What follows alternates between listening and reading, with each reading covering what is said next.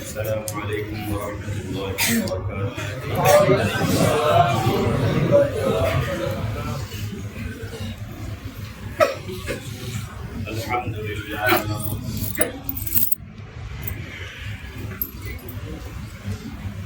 الحمد لله نحمده ونستعينه ونستغفره ونؤمن به ونتوكل عليه ونعوذ بالله من شرور أنفسنا ومن سيئات أعمالنا من يهده الله فلا مضل له ومن يضلله فلا هادي له وأشهد أن لا إله إلا الله وحده لا شريك له وأشهد أن سيدنا ونبينا وشفيعنا وحبيبنا ومولانا محمدا عبده ورسوله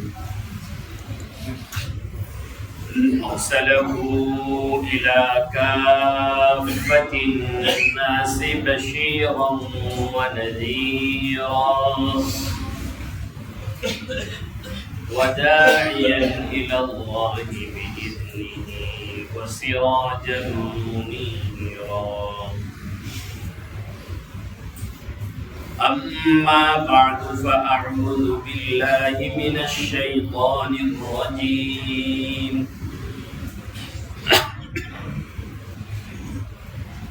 بسم الله الرحمن الرحيم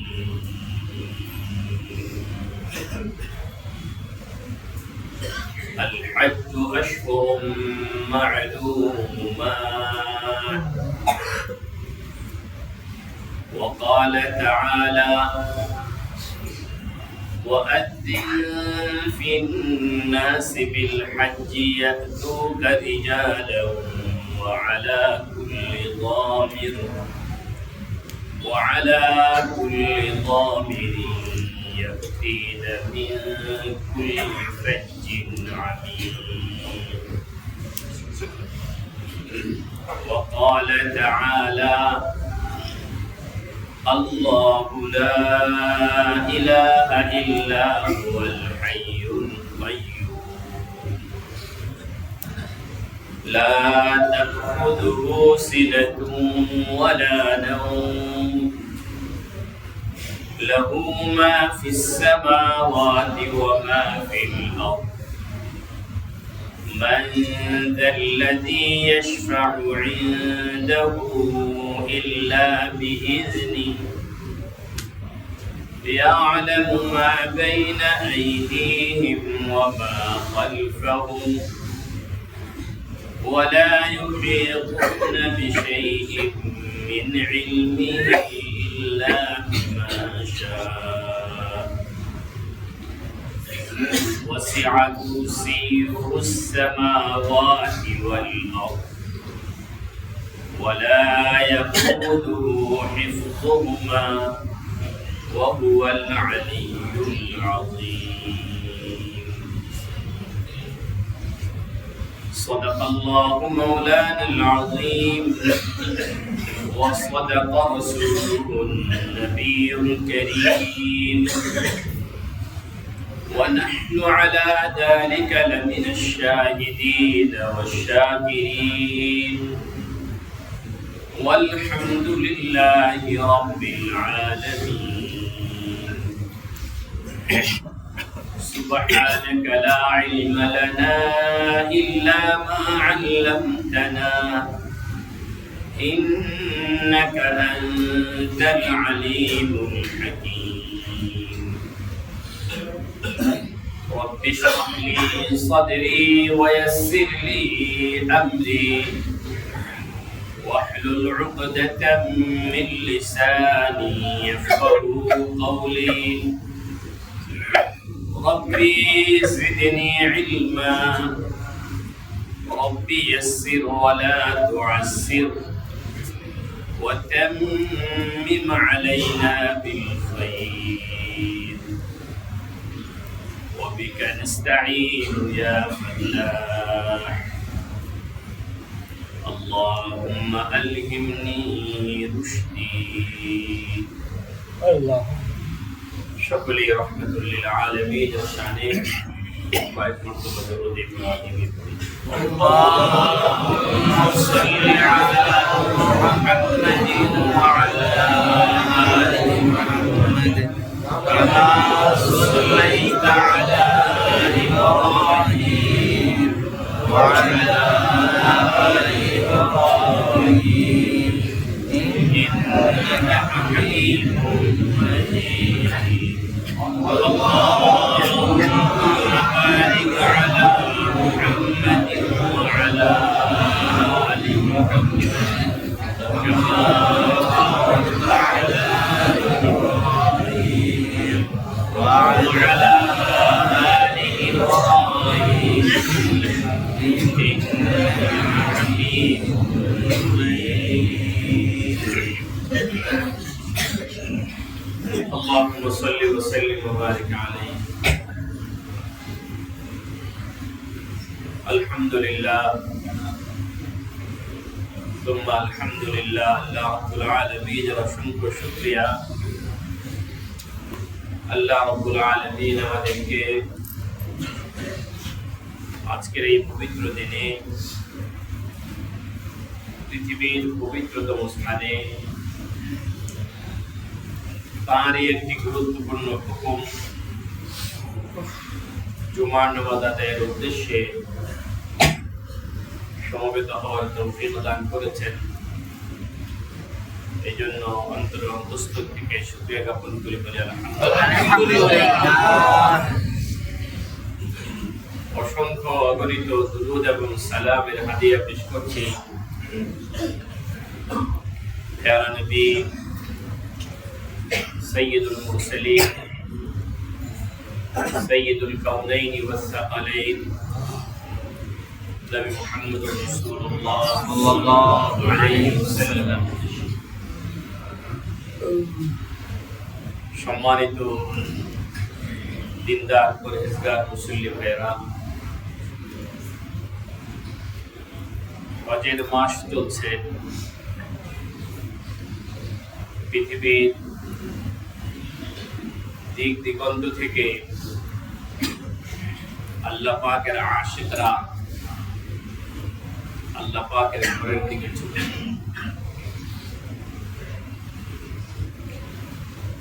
আল্লাহ রাব্বুল আলামিনের ঘরের সামনে যেতে পারা এই হজের সফরে যেতে পারা এটা একটা সৌভাগ্যের বিষয় যে কেউ চাইলে যাইতে পারে না টাকা পয়সা হলেই যাওয়া যায় রব্বুল আলামিনের ডাক লাগে বলে কি লাগে আল্লাহ রব্বুল আলামিন যাকে ডাকেন তার ঘরে হাজিরা দেওয়ার তৌফিক দান করেন বুঝে নিতে হবে আল্লাহ পাকের রহমতের দৃষ্টি আর মহব্বতের দৃষ্টি বান্দার উপরে পড়ছে সুবহানাল্লাহ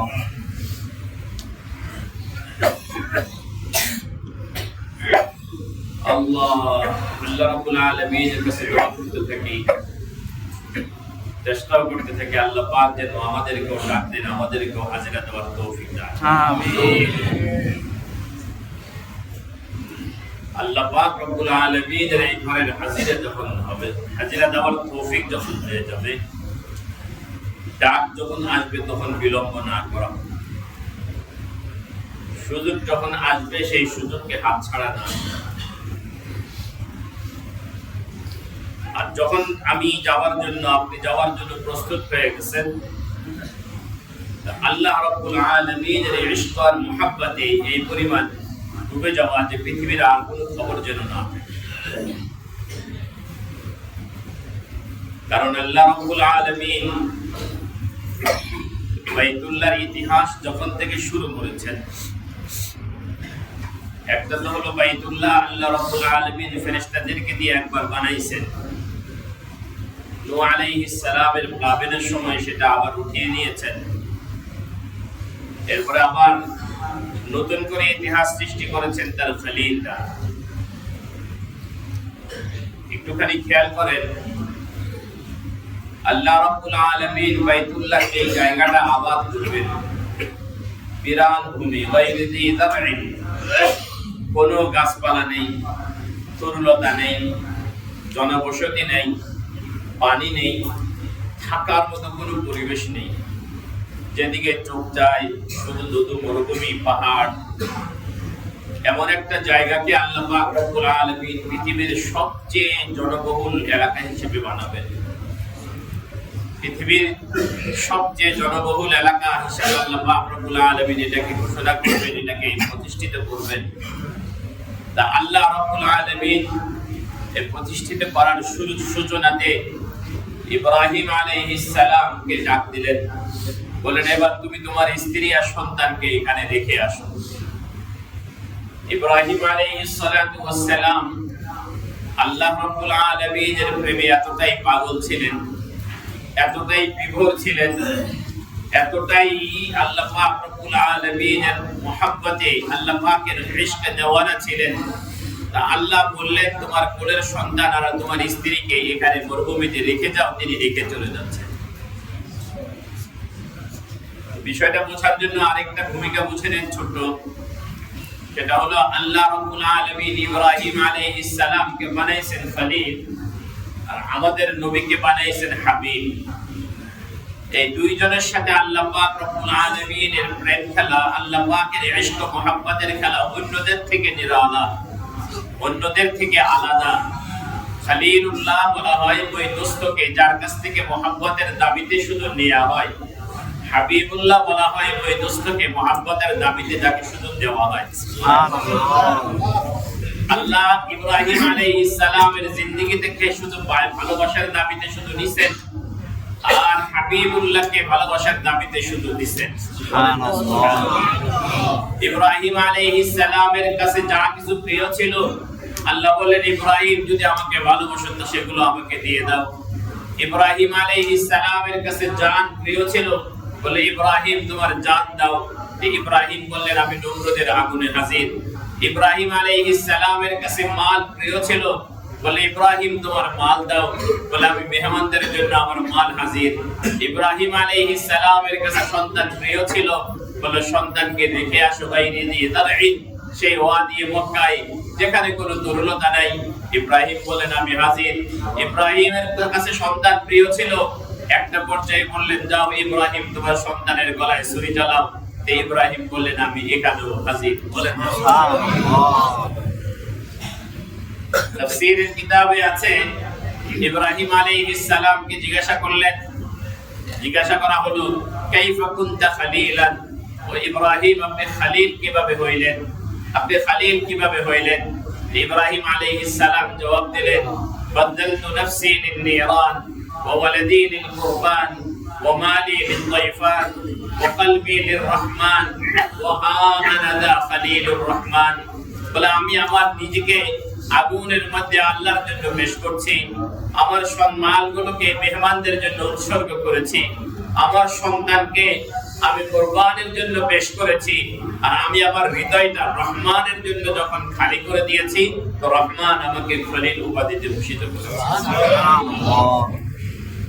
যখন আল্লাহ রাব্বুল আলামিন ইব্রাহিম আলাইহিস সালামের সাথে যে প্রেমের যে খেলা শুরু করলেন, তো বললেন তুমি তোমার সন্তানকে রেখে আসো।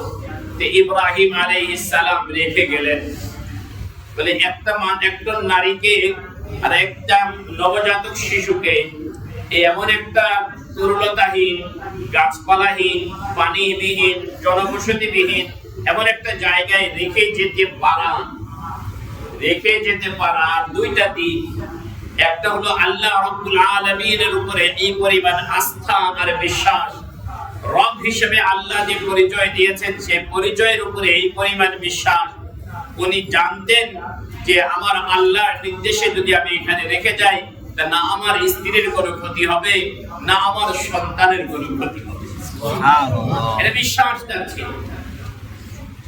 তা আজকে আমরা যখন মক্কা মদিনার ইতিহাস যখন পড়ি, ইব্রাহিম আলাইহিস সালামের এই ইতিহাস যখন আমরা পড়ব, তা আমাদের ঈমানকে আমরা আরেকটু শানিত করে নেব। যা আমাদের সাথে আমাদের রবের প্রথম পরিচয়, রব আমাদের সামনে পরিচয় দিয়েছিলেন রব বলে। রব তো তাকে বলা হয় যিনি আমার জীবনের যখন যা চাহিদা সব চাহিদা যিনি মুহূর্তে পুরো করেন, তিনি হলেন রব। বলেন রব তো তাকে বলে। আল্লাহ তো এই কথা বলেন নাই আমি রব্বুল মুত্তাকিন, আমি মুত্তাকিদের রব, আনা রব্বুল মুমিনিন, আমি মুমিনদের রব। আল্লাহ পাক এই কথা বলেন নাই। আল্লাহ বলছেন আমি রব্বুল আলামিন, আমি বিশ্ব জগতের রব।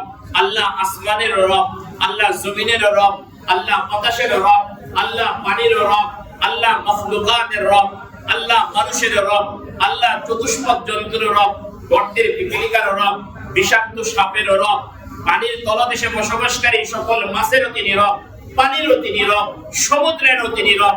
এই কথার অর্থ হলো মাছ যখন তার যা প্রয়োজন, ওই প্রয়োজন তিনি পূর্ণ করনেওয়ালা একমাত্র জাত তিনি আল্লাহ। সমুদ্রের যখন যা প্রয়োজন, তার প্রয়োজন ওই মুহূর্তে পূরণ করনেওয়ালা একমাত্র জাত আল্লাহ, তিনি সমুদ্রের রব।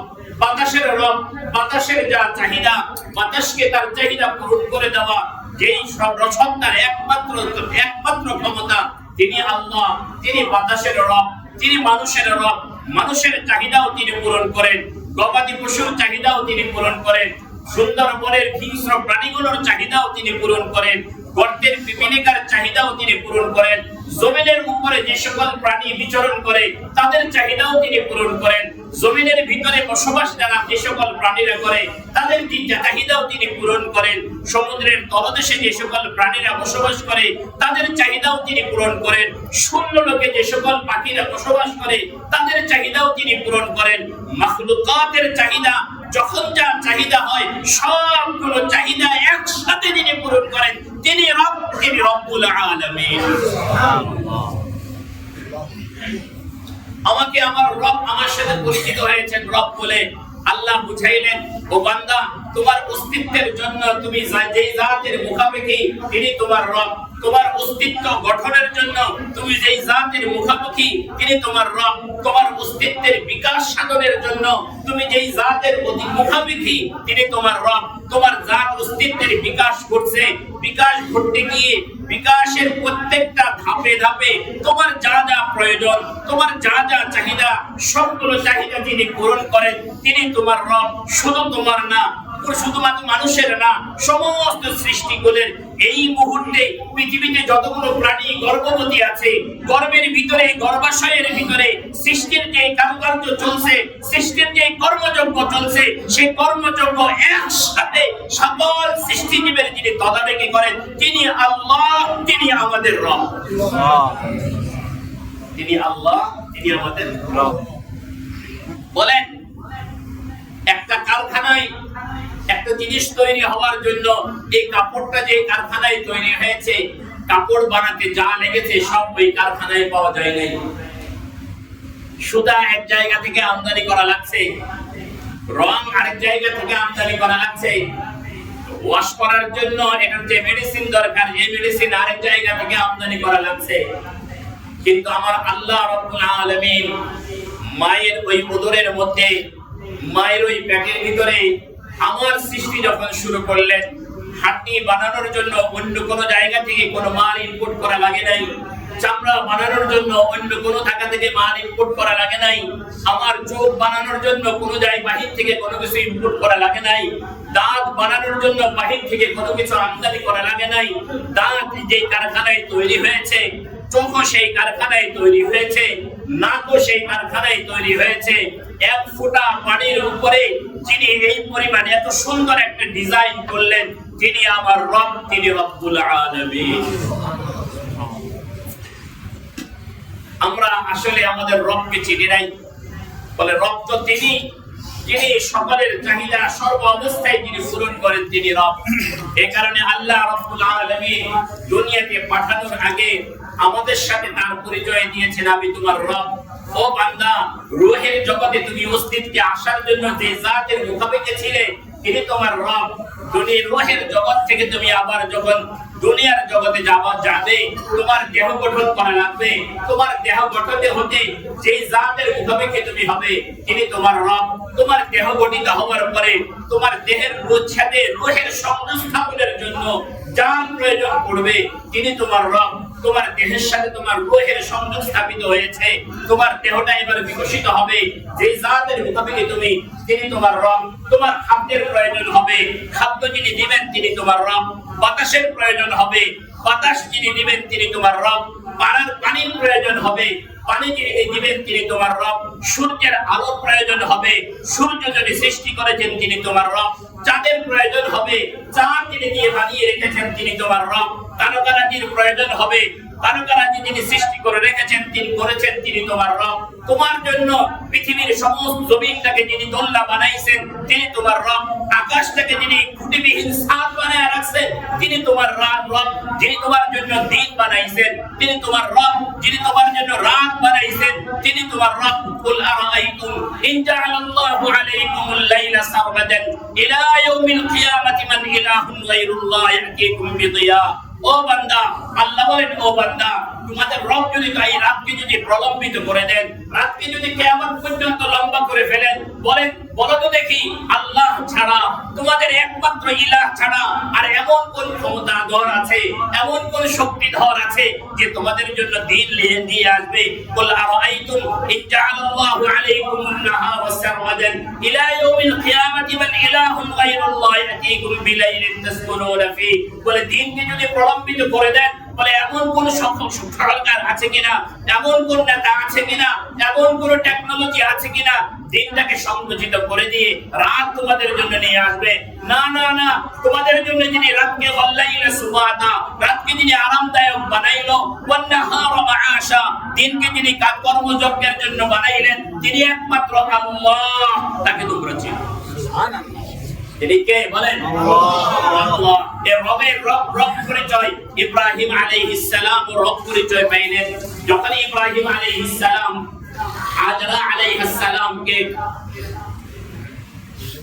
আর শিশু ইসমাঈল আলাইহিস সালামকে মক্কার ওই বিজন ভূমিতে রেখে যাচ্ছেন। খেয়াল করেন, মক্কার ওই বিজন ভূমিতে রেখে যাচ্ছেন। দুইটা দিক, ইব্রাহিম আলাইহিস সালাম তার রবের উপরে আস্থাবান, আরেকটা হলো মাহবুব চাইছেন, আল্লাহ পাক চাইছেন। বাস বিনা বাক্যে ইব্রাহিম আলাইহিস সালাম সন্তানকে রেখে যাচ্ছেন। ভরসা কার উপরে? বলে আল্লাহর উপরে। কিন্তু পিতৃ হৃদয় মানে না। ইব্রাহিম আলাইহিস সালাম যখন দুইজনকে রেখে সামান্য কিছু দানা পানি দিয়ে যখন চলে যাচ্ছেন, হাজরা আলাইহিস সালাম পিছনে পিছনে হাঁটতেছেন আর জিজ্ঞাসা করতেছেন কি ব্যাপার, আমাদেরকে এখানে কেন রেখে যাচ্ছেন? ইব্রাহিম আলাইহিস সালাম কোনো জবাব দিচ্ছেন না, চুপচাপ, খুব চুপচাপ। প্রায় 2 কিলোমিটার বা 3 কিলোমিটার কোদাই নামক জায়গায় আসার পরে হাজরা আলাইহিস সালাম জিজ্ঞাসা করলেন আল্লাহর হুকুমে কি রেখে যাচ্ছেন? ইব্রাহিম আলাইহিস সালাম মাথা নাড়লেন, বলে এতটুকু মাথা নাড়ার পরে হাজরা আলাইহিস সালাম বললেন ইদাল্লা ইউদাইয়ুনা, হ্যাঁ যদি আল্লাহর হুকুমে আপনি যদি রেখে যান তাহলে পৃথিবীর কেউ আমাদের কোনো ক্ষতি করতে পারবে না। সুবহানাল্লাহ।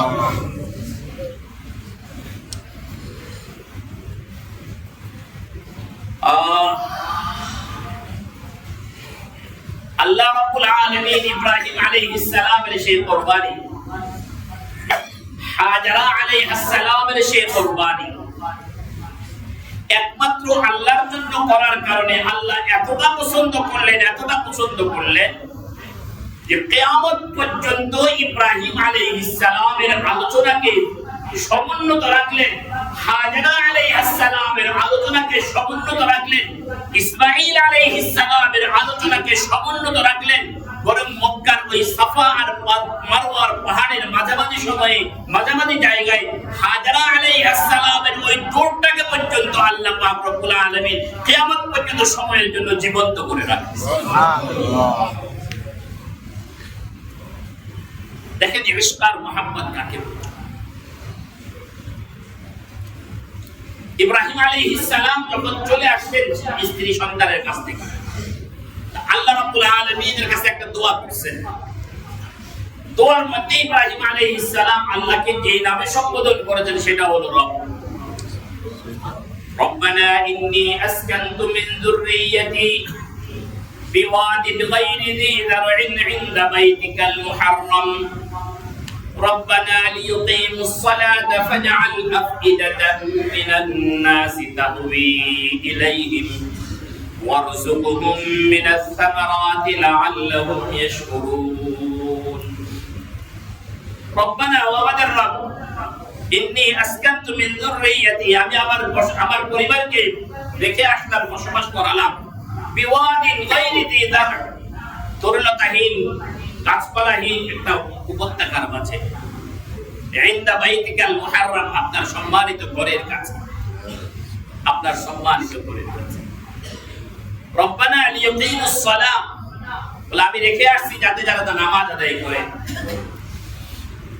ফাজআল আফইদাতাম মিনান নাসি তাহওয়ী ইলাইহিম বলে আপনি মানুষের অন্তরগুলোকে এদিকে ঘুরায় দেন, মানুষ যাতে এদিকে আসে। যে ইব্রাহিম আলাইহিস সালামের ওই যে দোয়া, এই দোয়ার বদৌলতে আল্লাহ পাক রব্বুল আলামিন সারা বিশ্বের মানুষের রোগগুলোকে, ঈমানদারের চেহারাগুলোকে, ঈমানদারের কলিজার টানটাকে সেদিকে করে দিয়েছেন। সারা পৃথিবী থেকে মুসলমানরা সেই জায়গায় গিয়ে উপস্থিত হয়ে যায়। সুবহানাল্লাহ। এরপরে ইব্রাহিম আলাইহিস সালাতু ওয়াস সালাম বাইতুল্লাহ নির্মাণ করার পরে আগে একবার দোয়া করলেন আপনি অন্তরগুলো ফিরাইয়া দেন। এরপর যখন বাইতুল্লাহ নির্মাণ করলেন আল্লাহ পাক রব্বুল আলামিন বললেন ইব্রাহিম এবার বাইতুল্লাহ নির্মাণ হয়েছে, এবার হজের ঘোষণা দাও। কিসের ঘোষণা? হজের ঘোষণা। ইব্রাহিম আলাইহিস সালাতু ওয়াস সালাম পাহাড়ের উপর দাঁড়াইলেন, দাঁড়ায়া হজের ঘোষণা দিলেন। বলেন ইন্নাল্লাহা কাতাবা আলাইকুমুল হজ, আল্লাহ পাক তোমাদের জন্য হজ ফরজ করেছেন, হজ লিপিবদ্ধ করেছেন। ইব্রাহিম আলাইহিস সালাম হজের ঘোষণা দিলেন ওয়া আযিন ফিন নাসি বিল হজ।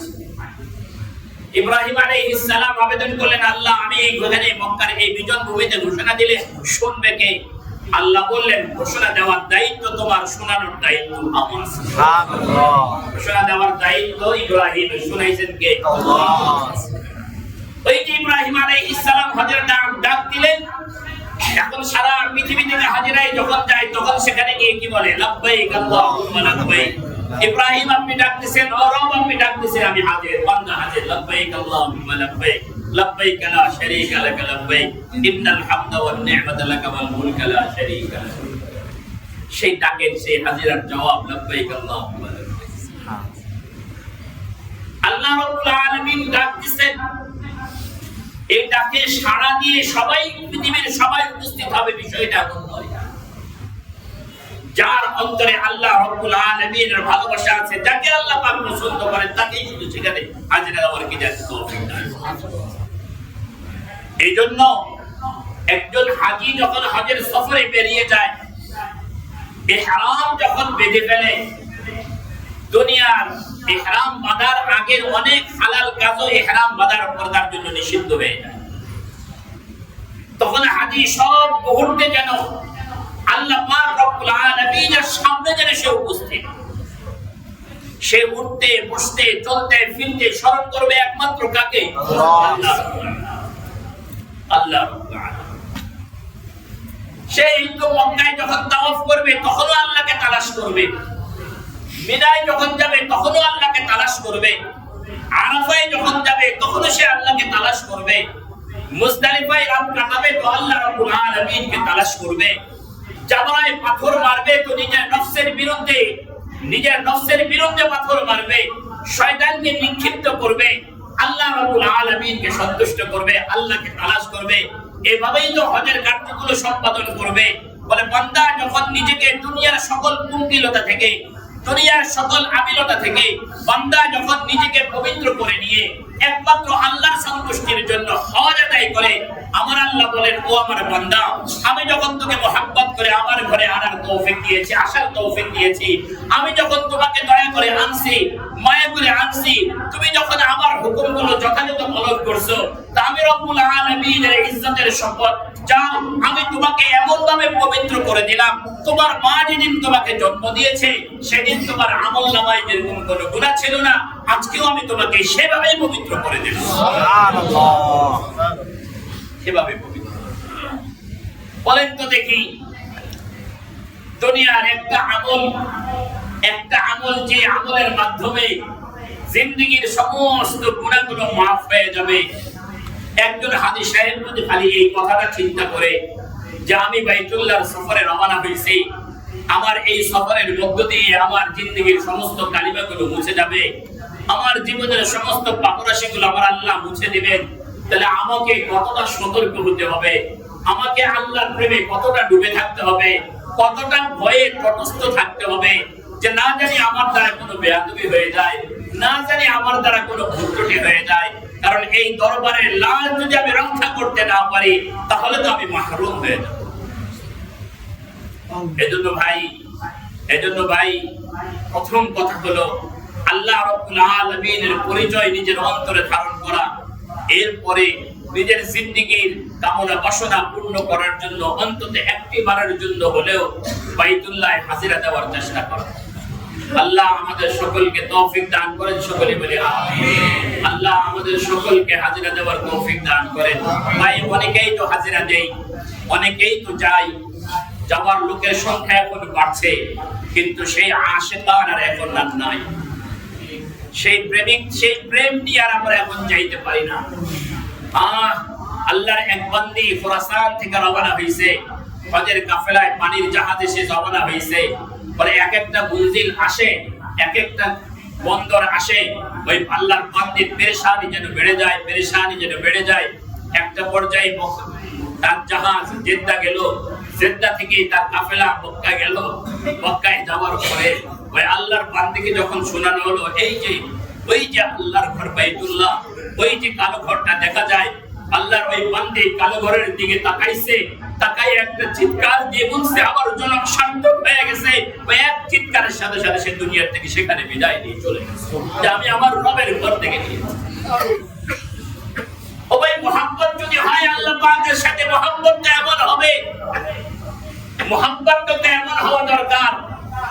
আসিয়া, ফিরআউনের স্ত্রী আসিয়া যখন ঈমানদার হয়ে গেলেন, মুসলমান হয়ে গেলেন, মুসা আলাইহিস সালামের প্রতি ঈমান আনলেন, ফিরআউন বলল আসিয়াকে শুলিতে লটকাও, একেও মেরে ফেলো। আসিয়াকে যখন শুলিতে চড়াই দিছে, তা আসিয়া শুলিতে চড়ানোর আগে একটা প্রেমময় দোয়া করছে, এমন একটা দোয়া করছে যে দোয়াটা আল্লাহ পাকের এতটা পছন্দ হয়েছে, আল্লাহ আসিয়ার দোয়াটাকে কোরআনে কারীমের আয়াত বানায় দিয়েছে। বরং আল্লাহ যেন বলতে চায়, বসো, আমি তোমাকে একটা কিসসা শোনাবো, ইমরাত ফিরআউনের স্ত্রীর কিসসা শোনাবো। দরাবাল্লাহু মাসালাল লিল্লাযীনা আমানু ইমরাত ফিরআউন ইয ক্বালাত রাব্বি ইবনি লি ইনদাকা বাইতান ফিল জান্নাহ। সবাই তো জান্নাত চায়, আসিয়া কি বলে শুনেন, আসিয়া বলে আল্লাহ জান্নাতে আমার জন্য তো ঘর বানাবেন, ঘরটা যেন আপনার পাশে হয়। বলেন না সুবহানাল্লাহ। রব্বি বিনিলি ইনদাকা বাইতান ফিল জান্নাহ, আল্লাহ আপনার পাশে আমার জন্য একটা ঘর বানান। তা আল্লাহ বলেন আসিয়া দোয়া আল্লাহ পাক এখনো শেষ করেন নাই, আসিয়া তার দোয়া আল্লাহ পাক রব্বুল আলামিন অদৃশ্য জগতের যে সকল পর্দার কারণে আমরা দেখি না, এই হিজাবগুলো সরায়া দিলেন। আসিয়াকে বললেন আসিয়া, এই যে দেখো আমার আরশের নিচে যে জান্নাত, এই জান্নাতের নাম জান্নাতুল ফিরদাউস। জান্নাতুল ফিরদাউসের এই জায়গাটায় আমি তোমার জন্য তোমার বালাখানা নির্মাণ করলাম। আসিয়া যখন তার জান্নাতের বাগান দেখছে, জান্নাতের বালাখানা দেখছে, খুশিতে তার কলিজা বের হয়ে গেছে, খুশিতে তার রূহ বের হয়ে গেছে। ফিরআউন গলাশের উপরে পাথর মারছে। রব্বি বিনিলি ইনদাকা বাইতান ফিল জান্নাহ, এমন একটা ইশক থাকা দরকার আল্লাহ পাকের। আল্লাহ পাকের ইশক ও মুহাব্বত এমনই হওয়া দরকার। বাইতুল্লাহর সামনে গিয়ে, আমি বলেছি বাইতুল্লাহর সামনে গিয়ে যখন তাওয়াফ করি, তখন তো এমন তো হওয়া দরকার যে আমি তো এই ঘরের মালিককে তালাশ করতে আসছি, ঘরের মালিককে তালাশ করতে আসছি। ঘরের মালিক তো আমাকে ডাক দিবেন, ঘরের মালিক তো আমাকে ডাকছেন, দয়া করে তার ঘরের দরজায় আসার হাজিরা দেওয়ার তৌফিক দিবেন। তা আমার দ্বারা যেন এমন কোন আচরণ না হয় মেজবানের শানের খেলাফ হয়ে যায়, মেজবান যেন আমার প্রতি রুষ্ট না হয়ে যান। আমি আমার মেজবানকে, মেজবান তো আল্লাহ, বাইতুল্লাহ তো আল্লাহ পাকের মেহমান, সব আল্লাহ পাকের মেহমানরা তো আমি মেহমান হয়ে আমি বাইতুল্লাহ আসলাম, আমার আল্লাহ আমার মেহমানদারি করতেছেন। দুনিয়ার শরীফ মেজবান যদি কোনো মেহমানকে দাওয়াত দিয়ে মেহমানের কদর যদি করে, তা আমার আল্লাহ আমাকে ডাক দিবেন বাইতুল্লাহ, আমাকে হাজিরা দেওয়ার তৌফিক দিবেন, মাকামে ইব্রাহিমে দাঁড়ানোর তৌফিক দিবেন, আমাকে মুনতাজামে দাঁড়ানোর তৌফিক দিবেন, আমাকে মিজামে রহমতের নিচে দাঁড়ানোর তৌফিক দিবেন, আমাকে রুকনে ইয়ামানে স্পর্শ করার তৌফিক দিবেন, আমাকে তার ঘরের গিলাফ ধরে কাদার তৌফিক দিবেন। তাহলে মনে মনে এই কথা তো বিশ্বাস করা দরকার, মালিক আমাকে বঞ্চিত করার জন্য এখানে ডাকেন নাই, কিছু দেওয়ার জন্যই তো ডাকছেন, কিছু দেওয়ার জন্যই তো ডাকছেন। যদি মালিক দেওয়ার জন্যই যদি ডেকে থাকেন, তাহলে আমার পাত্রটা যেন ঠিক থাকে, আমি যেন রবের দানটা নিতে পারি। আমার পাত্র যদি ভাঙা হয়, আমার পাত্র যদি কাজ করা থাকে, আমার পাত্রের মুখ যদি অন্যদিকে ফেরানো থাকে, মালিকের দান তো আমি নিতে পারবো না। হাজারো হাজি তো যায়, কিন্তু দানের পাত্রটা কোন দিকে রাখতে হবে সেটা জানে না। আল্লাহ পাকের রহমত তো বর্ষিত হয়, হাদিসে আছে প্রতিদিন 120টা রহমত বাইতুল্লাহর উপরে নাযিল হয়, এর মধ্যে 80টা রহমত কিংবা 60টা রহমত আল্লাহ পাক রব্বুল আলামিন তাওয়াফকারীদের মাঝে বিতরণ করেন। ও তাওয়াফকারী, তাওয়াফ তো তোমার এমন হওয়া দরকার, তুমি যেন অনুভব করো আল্লাহ পাকের রহমতের সেই বাড়ি, রহমতের সেই দান তুমি যেন এখনই কাঁধ ও কোচ ভরে ভরে তুমি যেন দুই হাতে গ্রহণ করতেছো, এই অনুভূতি নিয়ে তাওয়াফ করো, দেখো তাওয়াফের মজাই, তাওয়াফের মজাই। আশিকানরা তো এইভাবে তাওয়াফ করছে, আশিকানরা তো এইভাবে তাওয়াফ করছে। আল্লাহ জুনাইদ বাগদাদি রাহমাতুল্লাহি আলাইহি একদিন রাতের বেলা তাওয়াফ করতেছেন, তাওয়াফ করতেছেন, এক মেয়েকে দেখলেন, যুবতী মেয়ে, সেও তাওয়াফ করতেছে আর প্রেমের কবিতা পড়তেছে, তাওয়াফ করতেছে আর প্রেমের কবিতা পড়তেছে। তো কবিতাগুলো জুনাইদ বাগদাদির কানে যাওয়ার পরে জুনাইদ বাগদাদি মেয়েকে খবর দিলেন, ধমক দিলেন, এই তুমি কোন জায়গায় এসে কি করতেছো? মেয়ে ওটা বলতেছে, মুরব্বি ভুল বুঝবেন না, আপনি এখানে কার তালাশে আসছেন? আপনি এখানে কার তালাশে আসছেন? এখন তো রাত গভীর, এই গভীর রাতে আরবের বিছানাটাই তো প্রিয় ছিল। যেই প্রেমিক প্রেমের আকর্ষণে আমাকে এখানে তার ঘরের চতুর্পাশে ঢুকে রেখেছে, সেই প্রেমিকের প্রেমের গান গাইবো না, কার গান গাইবো আমি? সেই প্রেমিকের তো প্রেমের গান গাইবো। আপনি কারকে তালাশ করতেছেন আমি জানি না, আমি তো আমার সেই মাহবুবকে, আমার সেই মাশউককে আমি তালাশ করি। বাইতুল্লাহ তাওয়াফ তো এমনই হওয়া উচিত। আল্লাহ রাব্বুল আলামিন আমাদেরকে বোঝার তৌফিক দান করেন, বলেন না আমিন।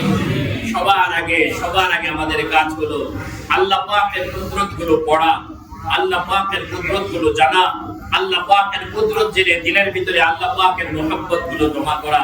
আরে ভাই, কোরআনুল কারীমের আয়াত আল্লাহ বলেন, আম্মান ইউজিবুল মুত্তাররা ইযা দাআহু, আম্মান ইউজিবুল মুত্তাররা ইযা দাআহু, তোমার যতগুলো বিপদ আছে সবগুলো বিপদ দূর করে দেওয়ার একমাত্র ক্ষমতা রাখেন কে? আল্লাহ। বলে একটা এমন অবস্থা হয়েছে দুনিয়ার কেউ সেখানে তোমাকে সাহায্য করার নেই, না তোমার আত্মীয় স্বজন আছে, না পৃথিবীর কোনো ফোর্স আছে, না কেউ তুমি বলতে পারছো। সেই জায়গাও যদি তুমি দোয়া করো, তাহলে আমার আল্লাহ সেই জায়গায় তোমাকে সাহায্য করার মতো ক্ষমতা রাখেন কি রাখেন না? বনি ইসরাঈলের লোক হাঁটতে বের হয়েছে, হঠাৎ করে কালবৈশাখী থেকে ঝড় শুরু হলো, আশ্রয়ের জন্য তারা একটা গুহার ভিতরে ঢুকলো, আর অমনি ঝড়ের প্রচন্ড চাপে একটা বড় পাথর এসে ওই গুহার মুখটা বন্ধ হয়ে গেল। বলেন তো দেখি, টেকনোলজি বিহীন ওই সময়টাতে ওই গুহার ভিতরে তিনজন লোক বাঁচার উপায়টা কি? বলেন, কোন উপায় আছে? দুনিয়ার কোনো আসবাব আছে? টেলিফোন করার মতো কোনো ব্যবস্থা আছে? ফায়ার সার্ভিসের কোনো লোকজন আছে? কিছু না। বলে ওই তিনজন লোক অনেক চেষ্টা করলেন, পাথরটা সরাইতে পারলেন না। না পারার পরে তারা বললেন, বলে এই জায়গা থেকে বিপদ থেকে উদ্ধার করার মতো আছেন কে? আল্লাহ। এই বিশ্বাস যখন তাদের দিলে জন্মেছে, তারা তিনজনে বলল, আসো জিন্দেগীর একটা নেক আমলকে উসিলা করে আল্লাহ রাব্বুল আলামিনের কাছে দোয়া করি। তিনজন তাদের প্রত্যেকে নিজের জিন্দেগীর এক একটা নেক আমলের কথা স্মরণ করে করে আল্লাহ পাকের কাছে দোয়া শুরু করছে। বলে একজনের দোয়া শেষ হয়েছে তো 3 ভাগের 1 ভাগ পাথর সরে গেছে, দ্বিতীয় জনের দোয়া শেষ হয়েছে 2 ভাগের 3 ভাগ সরে গেছে, তৃতীয় জনের দোয়া শেষ হওয়ার সাথে সাথে পুরো পাথরটাই সরে গেছে। আম্মা ইউজিবুল মুত্তাররা ইযা দাআ, আম্মা ইউজিবুল মুত্তাররা ইযা দাআ। এইজন্য অনেক তাবেঈ এরকম ছিলেন, তারা যখন অসুস্থ হয়ে তাদের কাছে কেউ দোয়া চাইতেন, বলতেন না আমি তোমার জন্য দোয়া করব না, বিপদগ্রস্ত তুমি। আল্লাহ কোরআনে বলছেন বিপদগ্রস্তের দোয়াই আল্লাহ কবুল করেন, সুস্থ মানুষের না, তোমার জন্য তুমি দোয়া। এখন তো আমরা অসুস্থ হয়ে গেলে নিজেরা দোয়া করি না, অন্যকে ভাড়ায় দোয়া কাটানোর চেষ্টা করি। আল্লাহ আমাদেরকে আল্লাহর কাছে যাওয়ার তৌফিক দান করেন। আল্লাহ পাকের অলরেডি আমাদের আল্লাহ পাকের ইশক ও মুহাব্বত আল্লাহ পাক রব্বুল আলামিন আমাদের অন্তরে জমায়ে দেয়। কথাগুলো বলছিলাম, ইনশাআল্লাহ আমাদের আলোচনা চলবে। আজকে এতটুকু বললাম যে ইব্রাহিম আলাইহিস সালামকে দিয়ে এই হজের যে ইতিহাস শুরু হয়েছে, এই ইতিহাসের শুরুতেই হলো আল্লাহ পাকের ইশক আর মুহাব্বত। এইজন্য হজ করতে হলে, হজের সফরে যেতে হলে আল্লাহর মুহাব্বত লাগে। মদিনায়ে মুনাওয়ারায় যেতে হলে নবী মুহাম্মদুর রাসূলুল্লাহর ইশক ও মুহাব্বত থাকা লাগে। যদি আল্লাহ পাকের ইশক ও মুহাব্বত যদি অন্তরে না থাকে, তাহলে হজের সফরে কোনো মজা পাওয়া যায় না। যদি মুহাম্মদুর রাসূলুল্লাহর ইশক ও মুহাব্বত অন্তরে না থাকে, তাহলে মদিনার সফরে কোনো মজা পাওয়া যায় না। এইজন্য দেখছি বাইতুল্লাহর সফরে আমার দেখার তৌফিক হয়েছে, দেখেছি, সৌভাগ্য বলবো না দুর্ভাগ্য বলবো জানি না, বাইতুল্লাহ গিয়েছেন, তাওয়াফ নিজে করেন নাই, অন্যকে দিয়ে তাওয়াফ করাইছেন, নিজে তাওয়াফ করেন নাই, হুইল চেয়ারে বসে তাওয়াফ করছেন, তাওয়াফের কষ্ট স্বীকার করতে পারেন নাই। বাইত হারামে ইমাম আর নামাজ চলছে, মসজিদ হোটেলে বসে আওয়াজ শোনা যায়, ইমাম সাহেবের কারাত শোনা যায়, কিন্তু হারামে গিয়ে ওটা নামাজ পড়ার তৌফিক পায় নাই, উনি নামাজে যান নাই। কারণ এই সবগুলো বঞ্চনা কেন হয়েছে? মুহাব্বত আর ইশকের কম ছিল এই কারণে।